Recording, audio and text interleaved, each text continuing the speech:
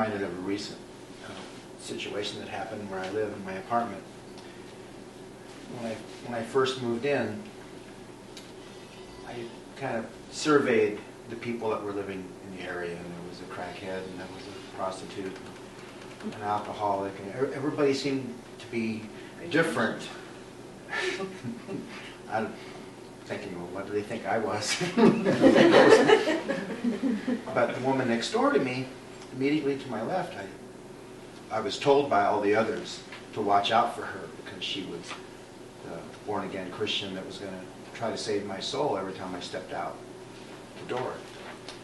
And so they were right. She did. She would come over and engage in conversation and invite me over and wanted to talk about saving me. She asked me what my faith was, and I said, well, I'm a recovering Catholic, born-again pagan. And so that didn't sit with her really well, so then she really took it as a challenge. So this went on for about 6 months where we would just kind of bicker back and forth and never really made friends, and this is my next door neighbor. So I started to think, well, I'm kind of being judgmental about her, and maybe she's being judgmental about me, so how can I meet on common ground with her? How can I find a way to, I don't like not being able to communicate with somebody freely. If there's an impasse somewhere, I want to see where there's a better way. So she came home from work one day and was kind of limping to her door. And I said, what's the matter? And she goes, I hurt my back at work, and it's really painful. So I sat on it for about an hour, thought about it, then I packed up my portable massage table and I went next door and knocked on her door and I said,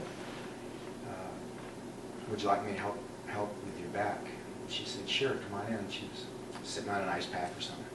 Set up my table, gave her a massage, did some work on her back, and got her out of pain. And that seemed to have bridged, the communication barriers where we were fragmented and we weren't flowing together, but we met on this common ground of pain and suffering and helping and service. So that was like what brought us together. She needed some help. I needed to be in service, and it kind of got past all of the judgment and the religion and the projections and all of that. So we met on that ground, and ever since that happened, we became friends. It was like there was an understanding. That was the healing. It not only healed her back and my hands, but it healed the attitudes between us that was there because we got past it. It was like we weren't stuck and caught in that trap. We just met on a common ground. We found the virtues of compassion and service and loving kindness. And that seemed to mean more than the others. So we suspended our beliefs in our projections for one another. And so I learned so much by having moved in next door to a born-again Christian, and she was living next to a born-again pagan. And one day she got ready to move, and the people came and took her property and they moved it out, and she drove back one day, pulled up in front. I guess it was kind of like the last check of her apartment to go through it, and I noticed she had a brand new car. And I went out there to say goodbye to her, and I said, Jackie, when you get raptured, could I have the keys to your new car?